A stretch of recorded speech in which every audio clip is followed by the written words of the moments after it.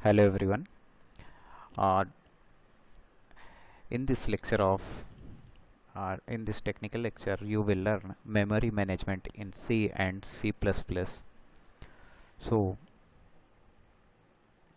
we will learn here dynamic memory allocation, and one tool I will introduce here, that is called Valgrind. Valgrind is generally used to find the memory leaks inside the C and C++ programs. सो यहाँ पर अब चलिए देखते हैं. सो तो basic programmes जैसा we know कि सी जो लैंग्वेज है उस पर मैलॉक, कैलॉक और रीअलॉक का यूज हम लोग डायनेमिक मेमोरी एलोकेशन के लिए करते हैं. तो यदि सी प्लस में हम इसी को इम्प्लीमेंट करें तो मैलॉक कैलॉक तो सपोर्ट यहाँ पर भी कर देगा, बट इसके एडिशनली जो यहाँ पर कीवर्ड्स यूज होते हैं वो है न्यू एंड डिलीट. तो मेन पर्पस जो मेरा यहाँ पर है कि मेमोरी मैनेजमेंट कैसे होना चाहिए और कैसे हम लोग मैलॉक कैलॉक या न्यू और डिलीट का यूज करते हैं, कैसे हम फाइंड कर सकते हैं. जनरली आपने प्रोग्राम बनाए होंगे, बट मोस्टली बहुत कम ऐसे केसेस होते हैं कि हम कभी मेमोरी के टर्म्स में सोचते हैं कि मेमोरी मैनेजमेंट होना चाहिए और हमने जितना प्रोग्राम यूज किया उसमें लॉसेस ऑफ मेमोरी कितना हुआ, मेमोरी लीक्स जिसको बोलते हैं. तो इसको मैं प्रैक्टिकल के थ्रू आपको बताऊंगा, एक दो सी वन और two example of C language and one और two example of the C plus plus language. तो आप थोड़ा सा इस चीज़ को क्लियर समझ पाएंगे कि what are the concept behind this. So चलिए, सबसे पहले मैं एक बेसिक प्रोग्राम मैलॉक का यूज करके बताता हूँ. तो सबसे पहले जिस टूल्स की बात करता हूँ कि मैं वेलग्रेन टूल्स है जो कि इसका यूज क्या होता है. तो इसका यूज वेलग्रेन का to finding the memory leaks find करने के लिए, लीकेज ऑफ मेमोरी, उसके लिए हम वेलग्रेन का यूज करते हैं. ठीक है ना. तो अब मैं एक छोटा सा बेसिक प्रोग्राम क्रिएट करता हूँ सबसे पहले मैलॉक का यूज करके, और आप इस पे देखेंगे. ठीक है.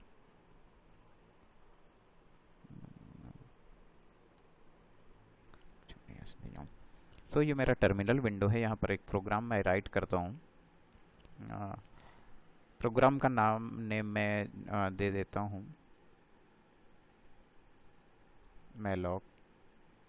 ठीक है ना. मैलॉक 1.c मैंने प्रोग्राम नेम दे दिया, और यहाँ पर एक बेसिक सा प्रोग्राम मैं राइट करता हूँ. आप सभी को प्रोग्रामिंग की प्रैक्टिस है, कैसे प्रोग्राम लिखे जाते हैं. मैं जस्ट एक स्टेटमेंट और मेमोरी मैनेजमेंट के टर्म में आपको मैं कॉन्सेप्ट बता रहा हूँ यहाँ पर. तो इंक्लूड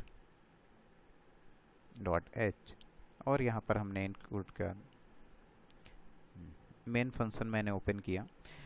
इसके प्रीवियस एक और वीडियो लेक्चर मैंने रिलीज किया हुआ था, उस पर मैंने मेमोरी मैनेजमेंट, जहाँ पर text segment, heap, stack, different segments का मेमोरी मैनेजमेंट बताया था. वेरिएबल्स कहाँ पर कैसे मेमोरी ऑक्यूपाई करते हैं, इनिशलाइज सेगमेंट, अनइनिशलाइज सेगमेंट. सो उसी वीडियो को कंटिन्यू करते हुए यहाँ पर मैं थोड़ा सा एडवांस लेवल पे बता रहा हूँ. सपोज वी हैव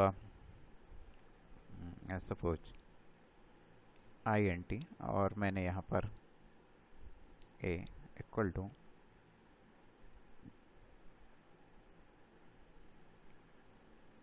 यहाँ पर मैंने सपोज ये राइट किया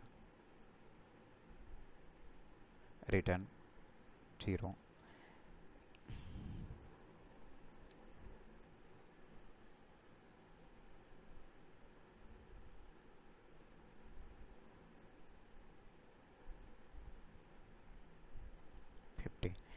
तो यहाँ पर इस प्रोग्राम में टोटल मेमोरी का लोकेशन, कितना मेमोरी एलोकेट होगी, यहाँ पर 100 हमने लिया है इंटीजर में, और यहाँ पर हमने 50 लिया है, मतलब 50 इंटू 1 बाइट और 100 इंटू 4 बाइट. इतना मेमोरी हमने ऑक्यूपाई कर लिया इस प्रोग्राम पे. जस्ट मेमोरी का एलोकेशन यहाँ पर कैसे हो गया. मेमोरी का एलोकेशन हो जाएगा डायनेमिक, क्योंकि मैं इसको अगर पॉइंटर बना देता हूँ तो ये मैलॉक, मतलब इतनी स्पेस की मेमोरी एलोकेटेड हो गई इस प्रोग्राम को. अब यहाँ पर फाइंड आउट हम करते हैं कि मेमोरी मैनेजमेंट कैसे होता है और मेमोरी कितना वेस्टेज हुई और मेमोरी लीक्स कैसे फाइंड करते हैं. तो सबसे पहले इस प्रोग्राम को मुझे कंपाइल करना पड़ेगा. तो मैं सबसे पहले प्रोग्राम कंपाइलेशन में आता हूँ. तो GCC मैंने किया, यहाँ पर प्रोग्राम कंपाइल हो गया. इनकम्पेटेबल है ये, आपका एरर नहीं है, वार्निंग है. ठीक है ना. बट इसको आप दूसरे तरीके से भी कर सकते हैं, आप टाइप कास्टिंग का यूज करके इसका यूज कर सकते हैं, ठीक है। बट एक बार मैं इसके साथ डायरेक्ट रन करता हूँ, ठीक है ना। हाँ, तो वेल ग्रीन के साथ मैं इसको रन करता हूँ एक बार, ठीक है ना, वेल ग्रीन और ए डॉट आउट जो मेरे पास है। तो यहाँ पर आपको ए डॉट आउट इसमें बता दिए कि टोटल नंबर ऑफ जो मेमोरी है वो कितना है कि 150 bytes in use in 2 blocks में मेमोरी यूज हो रही है, ठीक है। और लॉस्ट कितनी हो रही, 150 बाइट। मतलब यदि मैं इसको बोलूँ, यदि फुल स्कैन में इसको फुल स्कैन कर देता हूँ, ठीक है ना, तो फुल स्कैन में कैसे ये वर्क करेगा देखिएगा। मेमोरी को मैं फुल स्कैन कर देता हूँ, ठीक है। मैंने इसके पहले भी प्रोग्राम्स रन किए हुए हैं। मेमोरी स्कैन मैंने ये कमांड रन किया, तो यहाँ पर फुल स्कैन इसने बता दिया 2 एरर्स जनरेट हो रही है फ्रॉम कॉन्टेक्स्ट, ठीक है। और आपके पास टोटल वेस्टेज ऑफ मेमोरी हुई यहाँ, तो ठीक है, हमने एक छोटा सा प्रोग्राम, स्मॉल प्रोग्राम बनाया और उसके साथ हम लोग चेक कर रहे हैं यहाँ पर। और जो मेमोरी यहाँ पर ये किस सेगमेंट में जाती है, हीप सेगमेंट, क्योंकि जो मैंने प्रीवियस वीडियो लेक्चर में बताया था कि अगर if we are using malloc calloc और any dynamic memory concept, so always it takes memory in a heap segment. तो हीप सेगमेंट में इसने मेमोरी ऑक्यूपाई किया, कितने मेमोरी ऑक्यूपाई किया, 150 बाइट्स का, ठीक है ना। 2 ब्लॉक्स में हुआ तो हीप यूजेस 2 एलोकेशन, ठीक है, हुआ।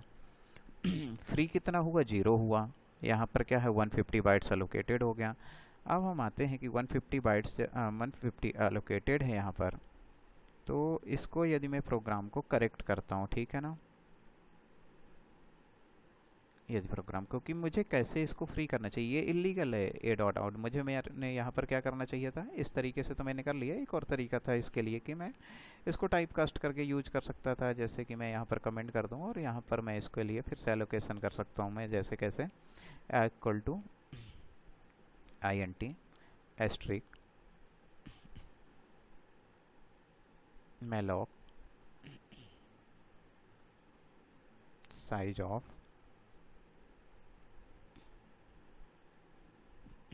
Of int. एक तरीका ये था, ऐसा भी आप कर सकते हैं इसको यूज, तो इसको कंपाइल कर सकते हैं प्रोग्राम को, ठीक है ना, GCC। तो ये हो गया मेरा, जो पहले एरर आ रही थी वो रिमूव हो गई इससे, ठीक है। कोई इशू नहीं है, फिर से आप इसको चेक कर सकते हैं मेमोरी लीक्स, तो आपको फिर मेमोरी लीक्स फाइंड बता रहा है। चलिए फिर से मैं इसको भी, उस वाली प्रॉब्लम को भी मैं सॉर्ट आउट कर देता हूँ। उसके लिए मेमोरी डायनेमिक एलोकेट कर देता हूँ मैं यहाँ पर, किस कैरेक्टर मैंने C किया था यहाँ पर। चलिए इसको भी मैं रिमूव कर दूँ कमेंट करके।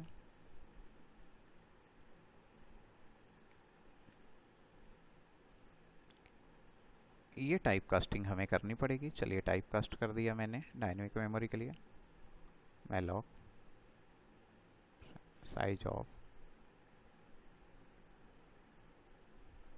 ठीक है। चलिए साइज ऑफ मैं यहाँ पर कैरेक्टर ले लेता हूँ CHAR, या तो मैं 1 लिख सकता था। मैंने फिर से इस प्रोग्राम को कंपाइल किया,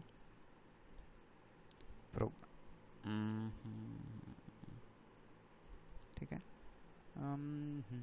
इसके लिए मैं हेडर फाइल भी इंक्लूड कर देता हूँ।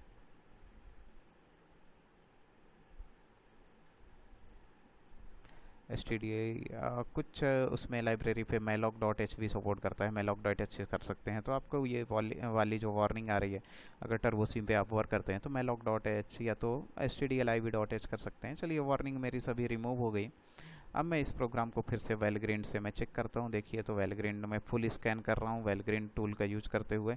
क्या करना है, मुझे मेमोरी चेक करना है यहाँ पर और लीक्स फाइंड करना है। तो मुझे फुल स्कैन करना है, किस फाइल का, ए डॉट आउट का करना है मुझे, ए डॉट आउट है। तो चलिए रन करता हूँ मैं। तो यहाँ पर इसने बता दिया कि जो आपके पास मेमोरी का यूजेस कितना हो रहा है वो कितना है, 5 बाइट्स हो रहा है। तो 5 बाइट्स तो हो गया, बट मुझे कितना एलोकेट करना था यहाँ पर, और ज़्यादा मुझे एलोकेट करना है। तो मैं यहाँ पर इंटीजर उसने लिया, इंटीजर को 4 बाइट उसने एलोकेट कर दिया था, और फिर इसने क्या कर दिया था, इसको कैरेक्टर को 1 बाइट कर दिया था। मुझे यहाँ पर कितने बाइट की ज़रूरत थी, 100 बाइट। तो मैं यहाँ पर लिख देता हूँ 100 और यहाँ पर लिख देता हूँ मैं 50 बाइट। मैंने जैसा कि ऊपर लिखा हुआ था आप देख रहे होंगे, यहाँ पर जैसा मैंने लिखा था, मुझे अब कितने बाइट की ज़रूरत हो गई, 100 वहाँ पर हो गई और 50 यहाँ पर हो गई। चलिए मैं इसको फिर से कर देता हूँ कंपाइल। अब देखते हैं कितना हमारे पास हो गया। तो यहाँ पर जो हमारे पास जो यहाँ पर आउटपुट में आ रहा है, चलिए यहाँ पर GCC चेक कर दिया वेलग्रीन टूल, तो हमारे पास यहाँ पर लॉस्ट जो हो रहा है, हमारे पास 8 बाइट्स अगेन लॉस्ट हो रहा है। 2 एलोकेशन हुआ, दो दो हमारे पास हीप का एलोकेशन हुआ, एक कैरेक्टर के लिए एक फ्लोट के लिए हो गया। बट यहाँ पर जो हमें प्रॉब्लम राइज होती है कि ये लीक्स और मेमोरी लॉस्ट क्यों हो रहा है। मतलब प्रॉपरली हम जब भी प्रोग्राम लिखे तो मेमोरी मैनेजमेंट हमारा ऑलवेज प्रॉपर होना चाहिए, ठीक है। तो मेमोरी मैनेजमेंट प्रॉपर नहीं होगा तो मेमोरी लीक्स फाइंड होगा, तो मेमोरी लीक्स फाइंड होगा तो हमें प्रॉब्लम में, सपोज कि इस प्रोग्राम को मैं इनफाइनाइट टाइम तक रन कर देता हूँ, एक टाइम ऐसा आएगा कि 8 बाइट हमारे उसमें ऐड होता रहेगा मेमोरी पे और वो सीपीयू को मेरे हैंग कर देगा।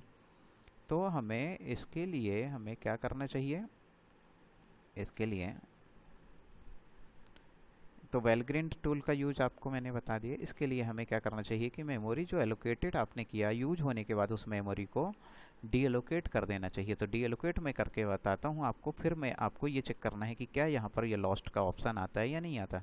चलिए तो मैं इसको अब डी एलोकेट कर रहा हूँ, फिर इसके बाद चेक करिएगा। तो मैं यहाँ पर क्या कर दूँ, डी एलोकेशन के लिए यहाँ पर क्या है, यूज करते हैं फ्री। यहाँ पर ए को फ्री कर देता हूँ और इसके बाद फ्री कि मैंने जो मेमोरी यूज किया था वो मेरे प्रोग्राम में प्रॉब्लम क्रिएट कर रही, तो उसको मैं यहाँ पर फ्री कर देता हूँ, ठीक है। तो आप देखिए यहाँ पर क्या मैसेज आएगा कि आपके पास अब एग्जिट में 0 मेमोरी बचती है हीप सेगमेंट में। अगेन हीप सेगमेंट में देखिए, ठीक है ना। एलोकेशन कितने का हुआ था, 2 का, और फ्री कितने हुई है, 2 ब्लॉक, मतलब 8 मेमोरी क्या हुई थी, एलोकेटेड हुई थी। और यहाँ पर कहता है कि all heap blocks are freed, मतलब कोई मेमोरी लीक्स अब पॉसिबल नहीं है इस प्रोग्राम पे, ठीक है। जबकि इसके पहले आपने देखा कि यहाँ पर मेमोरी लीक्स हो रहा था 8 ब्लॉक का अननेसेसरी, हमें 8 बाइट का जो लॉस्ट हो रही थी मेमोरी, ठीक है ना। 4 बाइट किसके लिए हो रही थी, 4 बाइट कौन सी मेमोरी के लिए हो रही थी, ठीक है। तो ये पूरा इसका डिटेल हो गया सी प्रोग्राम के साथ, ठीक है। तो इस टाइप में हम मेमोरी एलोकेशन फाइंड करते हैं, ठीक है। अब यदि यहाँ पर एक और चीज़ हम देख लें, सो यहाँ पर आपने ये देखा कि मेमोरी लीक्स कैसे हम लोग फाइंड कर सकते हैं और मेमोरी मैनेज, मतलब ये कॉन्सेप्ट काफ़ी इंपॉर्टेंट रहता है यदि आप सॉफ्टवेयर इंडस्ट्री की तरफ वर्क करते हैं और मूव होते हैं उधर, तो इन सभी पॉइंट्स में काफ़ी ज़्यादा ध्यान दिया जाता है, ठीक है।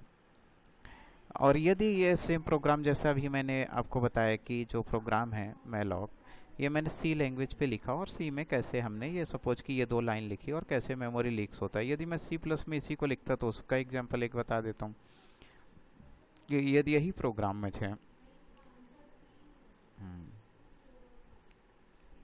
मैलॉक 2.cpp, इस बार मैं cpp पे लिख देता हूँ सी प्लस प्लस पे, ठीक है ना। तो यहाँ पर देखिए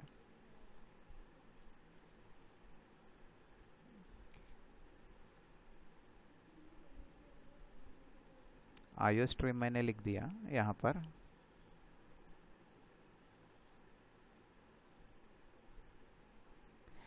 नेम स्पेस स्टैंडर्ड्स मैंने ले लिए, यहाँ पर इंट।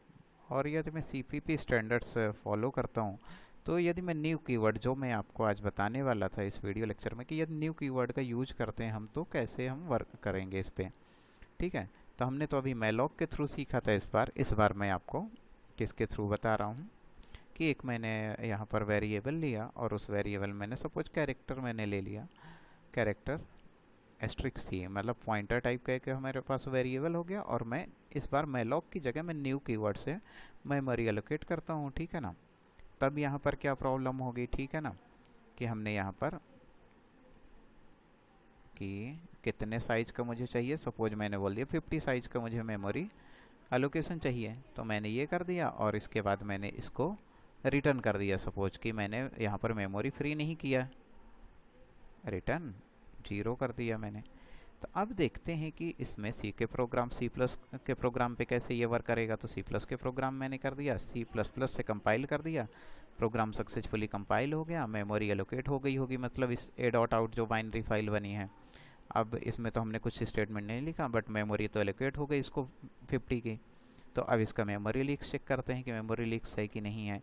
तो यहाँ पर देखिए कि कितने बाइट का मेमोरी लॉस्ट यहाँ पर हो रहा है, 50 बाइट का। क्यों हो रहा है मेमोरी लॉस्ट इसमें 50 बाइट का, क्योंकि मेमोरी लॉस्ट 50 बाइट होने का रीज़न यहाँ पर क्या है कि आपने इस मेमोरी को यहाँ पर फ्री नहीं किया हुआ है, ठीक है ना। मतलब हमें यहाँ पर कौन सा, अब एक नया कीवर्ड और बता देता हूँ, डिलीट। डिलीट कीवर्ड का यूज मुझे कौन सा, सी डिलीट करना है। चलिए देखते हैं फिर से आके,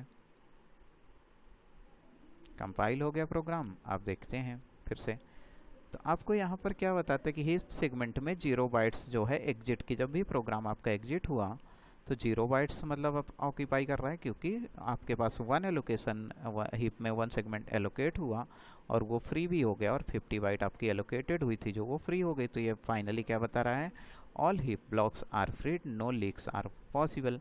तो ये हमारा क्या हो गया कि न्यू का यूज हम कैसे करते हैं और मेलॉक और फ्री का यूज हम कैसे करते हैं, आपने दोनों देख लिया अलग अलग सी और सी प्लस के प्रोग्राम पे, ठीक है। तो ये हमारा एक कॉन्सेप्ट हो गया। फिर इस टाइप में हमारे पास ये वेरिएबल्स हो गए, ठीक है, और हमारे पास मेमोरी लीक फाइंड करने का तरीका हो गया। फिर हम आते हैं, हम और भी इसमें कई सारे कॉन्सेप्ट हैं। हम ये भी फाइंड कर सकते हैं कि कौन सा मेमोरी एलोकेशन हुआ है, किस वेरिएबल का हुआ, किस वेरिएबल का नहीं हुआ। ये सब कुछ वैल्यू हम चेक कर सकते हैं। वेलग्रिड में बहुत सारे स्टेटमेंट्स यूज होते हैं जिसके थ्रू हम लोग ऐसी चीज़ें फाइंड आउट भी कर सकते हैं, ठीक है।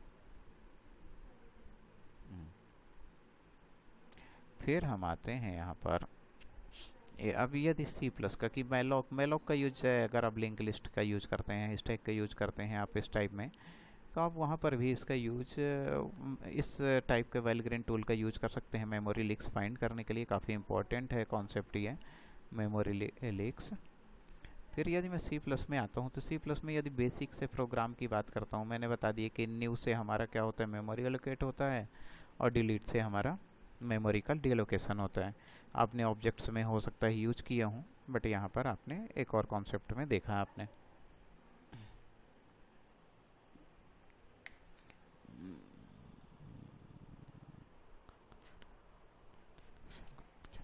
अब हम यहाँ पर आएंगे, एक छोटा सा और प्रोग्राम का एग्जांपल लेता हूँ मैं, जहाँ पर आपको मेमोरी लीक्स का बताता हूँ मैं, ठीक है। तो देखिएगा,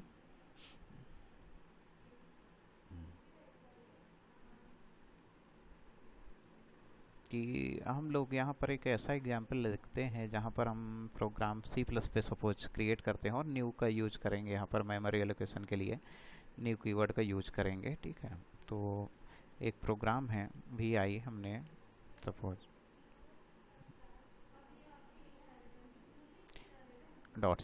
.cpp मैंने कर दिया, ठीक है, ये कर दिया, और प्रोग्राम को मैं टाइप कर देता हूँ जब तक, ठीक है ना।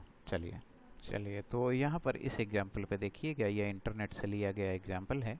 इसके थ्रू मैं आपको मेमोरी लीक्स बताता हूँ कि कैसे मेमोरी लीक्स वर्क करता है। सबसे पहले मैं हेडर फाइल इंक्लूड कर लेता हूँ इस पर।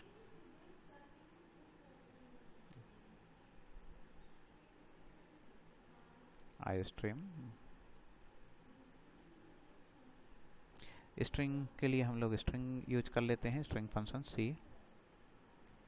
डिपेंड करता है, कुछ कंपाइलर्स में ये अगर हेडर फाइल नहीं हो तो आप दूसरी हेडर फाइल यूज कर सकते हैं।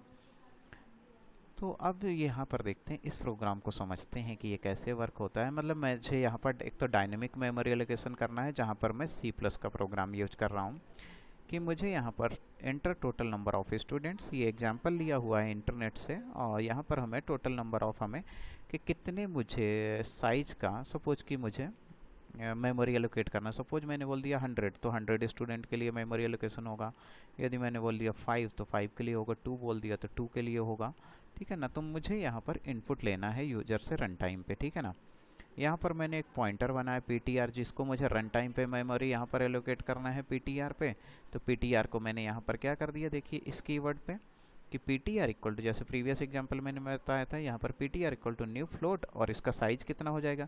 मैं रन टाइम पे अगर 2 इनपुट करूँगा तो इसका वैल्यू 2 हो जाएगा। मैं रन करूँगा 5, तो 5 के लिए मेमोरी एलोकेट कर देगा फ्लोटिंग टाइप की वैल्यू, ठीक है। चलिए, तो अब मैं क्या करता हूँ, यहाँ पर क्या करता हूँ, ग्रेड स्टूडेंट्स का इनपुट करता हूँ, ठीक है ना, कि 0 से लेके मैं कहाँ तक जाऊँगा, नंबर तक जाऊँगा। और यहाँ पर स्टूडेंट, ठीक है ना, कौन सा स्टूडेंट पहले दूसरे तीसरे किस स्टूडेंट के लिए हो गया इनपुट मेरा। तो इनपुट मैंने ले लिया रन टाइम पे, और यहाँ पर मैं डिस्प्ले करवा रहा हूँ, ठीक है। यहाँ पर कुछ नहीं कर रहा हूँ, मुझे ये बताना है आपको कि यहाँ पर मेमोरी लीक्स होता है तो कैसे होता है, और उससे हमें मेमोरी मैनेजमेंट टर्म में देखें तो उसको हमें कैसे अवॉइड करना चाहिए। तो चलिए मैं आ जाता हूँ फिर से यहाँ पर। तो इसमें है मेमोरी लीक्स, गारंटी है इसमें मेमोरी लीक्स। चलिए तो मैं इसमें आपको फाइंड करके बता देता हूँ।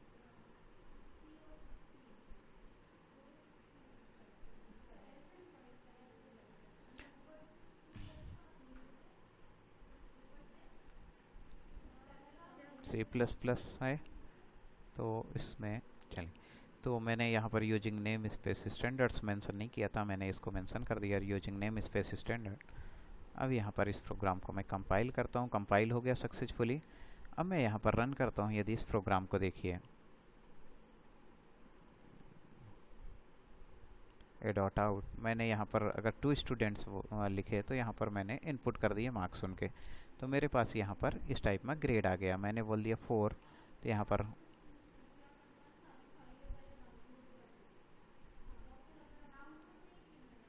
ठीक है, तो ये 4 स्टूडेंट जस्ट एक डिस्प्ले हो रहा है, बट यहाँ पर जो मेमोरी लीक्स फाइंड होगा वो किस टर्म में मेमोरी लीक्स फाइंड होगा, चलिए हम देख लेते हैं कैसे। तो मैंने यहाँ पर क्या कर दिया, जो मेरी ए डॉट आउट है तो मैंने वेलग्रीन टूल का यूज किया अगेन, और ए डॉट आउट है उसमें मैंने यहाँ पर फाइंड किया। अब मैं देखिए कि यदि 4 स्टूडेंट्स के लिए मेमोरी एलोकेट करता हूँ तो मुझे 4 स्टूडेंट के लिए नंबर इनपुट करने पड़ेंगे। मैं चलिए कर देता हूँ नंबर इनपुट। अब देखिए कि यहाँ पर मेमोरी लीक्स कितना होगा, ठीक है ना। तो यहाँ पर देखिए कि हमारे पास नंबर ऑफ स्टूडेंट कितने थे, 4 थे, और इनका जो डेटा टाइप क्या है, फ्लोट है। तो फ्लोट में जब डेटा टाइप है तो 4 इंटू 4, क्योंकि फ्लोट कितना मेमोरी ऑक्यूपाई करता है, 4 बाइट। तो 4 बाइट स्टूडेंट्स के लिए हमारे पास 4 इंटू 4 मतलब 16 बाइट मेमोरी हमारे पास क्या हुई, एलोकेट हुई हमारे पास, ठीक है ना। तो 16 बाइट हमारे पास मेमोरी एलोकेट हुई। टोटल हीप में 5 एलोकेशन, 4 फ्री है यहाँ पर, ठीक है ना। इतने बाइट का एलोकेशन हुआ, क्योंकि इतने बाइट का एलोकेशन इसलिए बताते क्योंकि आपका जो प्रोग्राम है ना टोटल, उसमें भी दूसरे जो हेडर फाइल में कुछ अगर वेरिएबल्स वगैरह रहते हैं वो भी स्पेस ऑक्यूपाई करते हैं, तो आप इस पर आइएगा, ठीक है ना, यहाँ पर। तो ये आपकी मेमोरी 16 बाइट यहाँ पर एलोकेट हुई। सपोज 100 स्टूडेंट होते तो 400 बाइट्स मेमोरी का वेस्टेज होता जो आप फ्री नहीं कर रहे हैं, ठीक है। तो हमें यहाँ पर यदि मैं फुल स्कैन यहाँ पर चेक करता हूँ, फुल स्कैन, तो मैं यहाँ पर लीक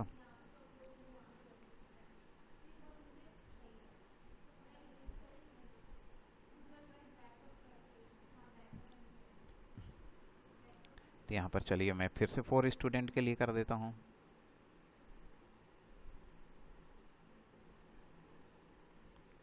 ठीक है, तो यहाँ पर 16 बाइट अगेन देखिए। तो अब मुझे यहाँ पर मेमोरी फ्री करना है, तो मैं सबसे पहले क्या करूँगा, उस प्रोग्राम को ओपन करूँगा, ठीक है ना। और उस प्रोग्राम को ओपन करूँगा यहाँ पर VI करके।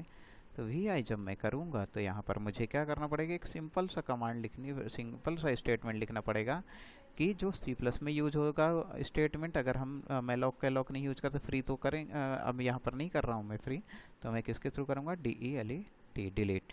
और किस टाइप का हमारा वेरिएबल था जो डायनेमिक मेमोरी एलोकेशन के लिए यूज किया जाता है, वो पॉइंटर था। तो पॉइंटर वेरिएबल है तो मैं पॉइंटर के केस में इसको लिखूंगा, ठीक है ना। तो मैंने यहाँ पर लिख दिया। अब देखते हैं इस प्रोग्राम को रन करके कि क्या जो 16 बाइट मेमोरी मेरे पास यहाँ पर लॉस्ट हो रही थी, क्या इस बार भी हो रही है या टोटल मेमोरी फ्री हो रही है। तो इस प्रोग्राम को सबसे पहले मुझे कंपाइल करना पड़ेगा। तो कंपाइल कर दिया। अब सबसे पहले मैं इसको फिर से चेक कर देता हूँ। तो यहाँ पर 4 स्टूडेंट करता हूँ, ठीक है ना। अब देखिएगा आउटपुट आप 4।